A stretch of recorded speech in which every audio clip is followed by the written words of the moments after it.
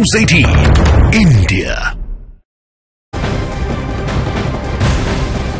एक breaking news आपको बता दें, विश्व हिंदू परिषद ने ज्ञानवापी मस्जिद को हिंदुओं को सौंपने की मांग कर दी है। वीएचपी ने एसआई रिपोर्ट के हवाले से मौजूदा ढांचे के निर्माण से पहले वहां एक हिंदू मंदिर होने का बहुत बड़ा दावा किया है। उन्होंने एसआई की रिपोर्ट को निर्णायक निष्कर्ष बताते हुए ज्ञानवापी मस्जिद को हिंदुओं को सौंप देने की मांग रख दी है। उन्होंने एक पत्र भी जारी किया जिसमें यह लिखा है कि ये नेक काम भारत के दो प्रमुख समुदायों के बीच सौहार्दपूर्ण संबंध बनाने की दिशा में एक बहुत महत्वपूर्ण कदम होगा। तो ये ब्रेकिंग न्यूज आपको बता रहे, विश्व हिंदू परिषद ने ज्ञानवापी मस्जिद को हिंदुओं को सौंप देने की मांग की है और हवाला इसमें दिया गया है एएसआई रिपोर्ट का जो हाल ही में सामने आई, जिसमें मौजूदा ढांचे के निर्माण से पहले वहां एक बहुत बड़ा हिंदू मंदिर होने का दावा किया गया था। कि वजू खाना जिसको कहते थे, वहाँ जो शिवलिंग है उसकी सेवा पूजा अब शुरू करनी चाहिए और न्यायालय इस बात की अनुमति दी कि उस शिवलिंग की योग्य ढंग से सेवा पूजा यह हिंदू समाज कर सके। दूसरा, हम इंतज़ामिया कमेटी से भी यह आग्रह करेंगे कि वह इस नई रिपोर्ट का विचार करें, वैज्ञानिक ढंग से सिद्ध हुए तथ्यों का विचार करें और स्वयं यह ऑफर करें कि वह संपूर्ण आदर के साथ किसी उचित स्थान पर इस मस्जिद को स्थानांतरित कर लेंगे और यह जगह हिंदुओं को सौंप देंगे। वीएचपी का दावा है कि ज्ञानवापी की संरचना में मिले शिलालेखों में जनार्दन, रुद्र और उमेश्वर जैसे देवताओं के चिन्ह मिले हैं, जो कि इस बात का सबूत है कि ये एक मंदिर था। इसके अलावा उन्होंने ज्ञानवापी को लेकर कई सुझाव भी दिए हैं। वो सुझाव क्या है, एक एक करके आपको उसके बारे में बताते हैं। देखिए, वीएचपी के अंतर्राष्ट्रीय कार्यकारी अध्यक्ष आलोक कुमार ने न्यायालय से मांग की है कि हिंदुओं को वजूखाने में सेवा पूजा की अनुमति दी जाए। आपको यहाँ बता दें कि सर्वे के दौरान मस्जिद के वजूखाने में 12 फीट का शिवलिंग मिला था। इसके अलावा आलोक कुमार ने यह सुझाव दिया कि इंतजामिया कमेटी मस्जिद को ज्ञानवापी से कहीं और ले जाए, यानी वो मस्जिद को स्थानांतरित कर दे, क्योंकि वहां मस्जिद से पहले एक मंदिर था। साथ ही उन्होंने ये भी सुझाव दिया और मांग की कि ज्ञानवापी मस्जिद को हिंदुओं को सौंप दिया जाए ताकि वहां पर पूजा की जा सके। और एएसआई की रिपोर्ट के सबूतों के हवाले से उन्होंने कहा कि ज्ञानवापी संरचना को हिंदू मंदिर घोषित किया जाए।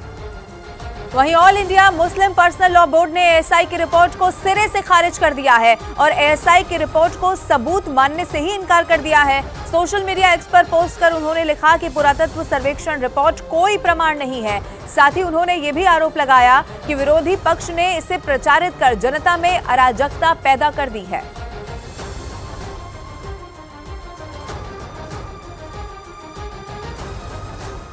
तो कोर्ट से मिली एएसआई सर्वे की कॉपी के आधार पर हिंदू पक्ष ने 10 बड़े दावे किए हैं। आइए आपको बताते हैं कि वो दावे कौन कौन से हैं, एक एक करके आप समझिए। देखिए, हिंदू पक्ष का पहला दावा, ज्ञानवापी मस्जिद की पश्चिमी दीवार मंदिर का अवशेष है। ये पहला दावा हिंदू पक्ष ने किया है। दूसरा दावा, ज्ञानवापी परिसर में 32 ऐसी जगहें हैं जो कि मंदिर की थी। ये दूसरा दावा है। साथ ही दावा यह भी है कि ज्ञानवापी में मौजूदा पिलर भी मंदिर के मलबे के हैं, जिन्हें दोबारा से इस्तेमाल किया गया। दावा यह भी हिंदू पक्ष की तरफ से किया गया कि एक पिलर 1669 का है जिसे दोबारा इस्तेमाल किया गया है। तो 10 बड़े दावे एक एक करके आपको बता रहे हैं। देखिए, और हिंदू मंदिर के अवशेष को कथित मस्जिद बनाने में इस्तेमाल किया गया। हिंदू पक्ष ने यह भी दावा किया है एएसआई रिपोर्ट के आधार पर तहखाना S2 में मंदिर के साक्ष्य मिले हैं। ये बड़ा दावा जो है, 7वां बड़ा दावा आपको बताया, एएसआई के सर्वे में मंदिर के अवशेष है, देवनागरी और तेलुगु ग्रंथ वहां से मिले हैं। एएसआई सर्वे के आधार पर हिंदू पक्ष ने बड़े दावे किए, एक एक करके आपको बता रहे हैं कि रुद्र, जनार्दन समेत कई देवताओं के चिन्ह भी वहां से मिले हैं।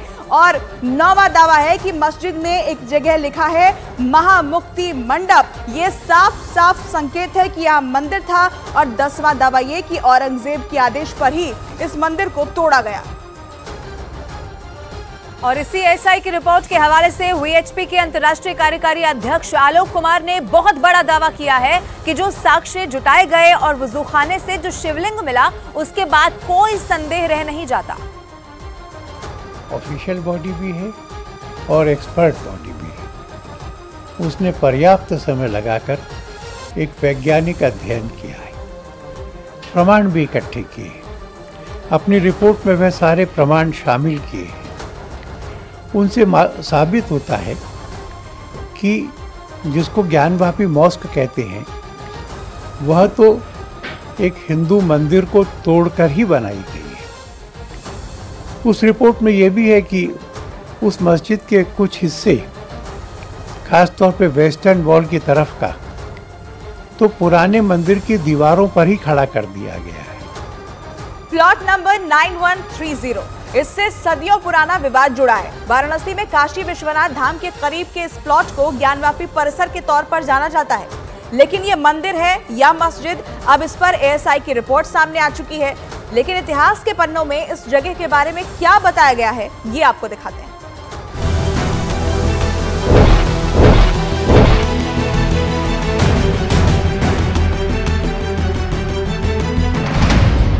धर्म ग्रंथों में ज्ञानवापी का विस्तार से वर्णन मिलता है। स्कंद पुराण में बताया गया है कि भगवान भोलेनाथ के त्रिशूल से ज्ञानवापी का निर्माण हुआ। ज्ञानवापी के जल से काशी विश्वनाथ के अभिषेक की परंपरा थी। ज्ञानवापी के पवित्र जल को पीने से ज्ञान की प्राप्ति की मान्यता जुड़ी है। स्कंद पुराण में ज्ञानवापी का स्थान का जो वर्णन मिलता है उसे एक श्लोक से समझा जा सकता है। ज्ञानवापिम ददर्शाद श्री विश्वेश्वर दक्षिणे, यानी विश्वेश्वर महादेव के दक्षिण में ज्ञानवापी था। महादेव के इस ज्योतिर्लिंग को लेकर यह भी मान्यता रही है कि इसे कभी अपने स्थान से हटाया नहीं जा सकता। उत्तर शिव महापुराण के 22वें अध्याय के 21वें श्लोक में इसका ब्यौरा है और ये श्लोक ये है: अविमुक्तम स्वयं लिंग स्थापितम परमात्मना न कदाचित्व्या त्याज्यमिंदम क्षेत्रम ममांशंकम।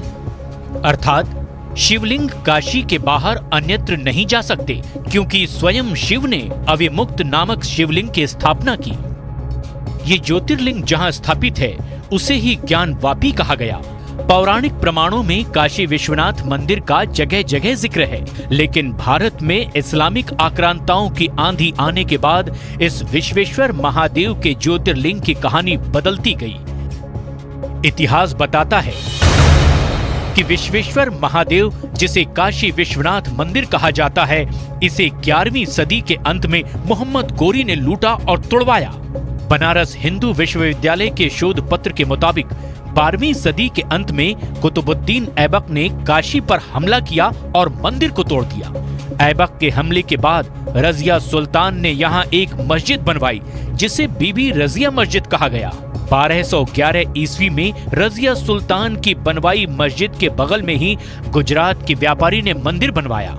15वीं शताब्दी में इस मंदिर को भी तोड़ दिया गया, लेकिन अकबर के आदेश पर 1585 में राजा टोडरमल ने काशी के मंदिरों का जीर्णोद्धार करवाया।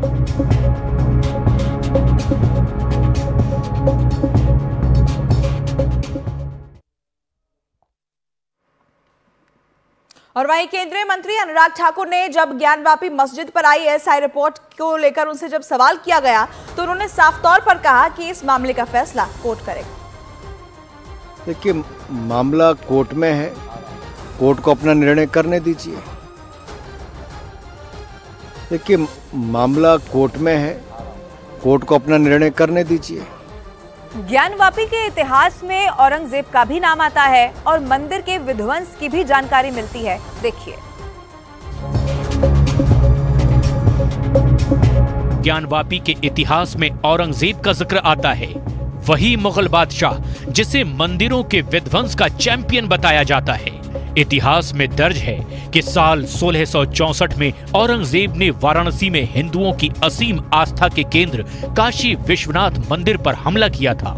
इतिहासकार और लेखक जदुनाथ सरकार की किताब ए हिस्ट्री ऑफ दशनामी नागा सन्यासियों में इस युद्ध का पूरा ब्यौरा मिलता है, जिसके मुताबिक बनारस में औरंगजेब की सेना ने नागा साधुओं से युद्ध किया था। तब काशी विश्वनाथ के सम्मान की रक्षा में नागा साधुओं ने बलिदान दिया था। पहले आक्रमण में नाकाम रहने के बाद 5 साल बाद औरंगजेब ने काशी पर फिर हमला किया। 18 अप्रैल 1669 की तारीख को औरंगजेब ने मंदिर की जगह मस्जिद निर्माण का आदेश जारी किया। औरंगजेब का ये आदेश कोलकाता की एशियाटिक लाइब्रेरी में सुरक्षित रखा गया है। मुगल कालीन इतिहासकार साकी मुस्तैद खां की लिखी किताब मासिदे आलमगीर में ज्ञानवापी के तोड़े जाने का विस्तार से ब्यौरा है। इसी किताब में लिखा है कि 2 सितंबर 1669 को औरंगजेब को मंदिर तोड़ने का काम पूरा होने की सूचना दी गई थी। हिंदुओं की आस्था को छलनी करने वाला औरंगजेब जब नहीं रहा, तब 1777 से 80 में इंदौर की महारानी अहिल्याबाई ने काशी विश्वनाथ मंदिर का जीर्णोद्धार करवाया। पंजाब के महाराजा रणजीत सिंह ने विश्वनाथ मंदिर में सोने का छत्र बनवाया। ग्वालियर की महारानी बैजाबाई ने ज्ञानवापी का मंडप बनवाया और महाराजा नेपाल ने वहां विशाल नंदी प्रतिमा स्थापित करवाई। नंदी प्रतिमा का मुख उल्टा होने का रहस्य यही है कि पहले मंदिर जहां था वहां मस्जिद बना ली गई। अंग्रेजी हुकूमत के दौर में ज्ञानवापी का मुकदमा अदालत में पहुंचा। साल 1809 में पहला मुकदमा मंदिर परिसर में नमाज को लेकर हुआ था। साल 1937 में अदालत ने ज्ञानवापी का एरिया 1 बीघा 9 बिस्वा और 6 धूर तय कर दिया था। साल 1991 में उपासना कानून आने के बाद मस्जिद के हिस्से को घेरा गया था, जिसके खिलाफ हरिहर पांडे समेत 3 लोगों ने अदालत में याचिका दाखिल की थी। मुकदमे के दाखिल होने के कुछ दिनों बाद ही मस्जिद प्रबंधन कमेटी ने केंद्र सरकार की ओर से बनाए गए उपासना स्थल कानून 1991 का हवाला देकर इसे हाईकोर्ट में चुनौती दी। इलाहाबाद हाईकोर्ट ने साल 1993 में स्टे लगाकर यथास्थिति कायम रखने का आदेश दे दिया था, लेकिन स्टे ऑर्डर की वैधता पर सुप्रीम कोर्ट के एक आदेश के बाद साल 2019 में वाराणसी कोर्ट में फिर से इस मामले की सुनवाई शुरू हुई और इसी सुनवाई के बाद मस्जिद परिसर के पुरातात्विक सर्वेक्षण की मंजूरी दी गई। सर्वेक्षण में मिले साक्ष्य भी अब सार्वजनिक हो चुके हैं, जिसके आधार पर हिंदू पक्ष ज्ञानवापी पर अपने हक को मजबूत मान रहा है। हालांकि अभी अदालती लड़ाई बाकी है।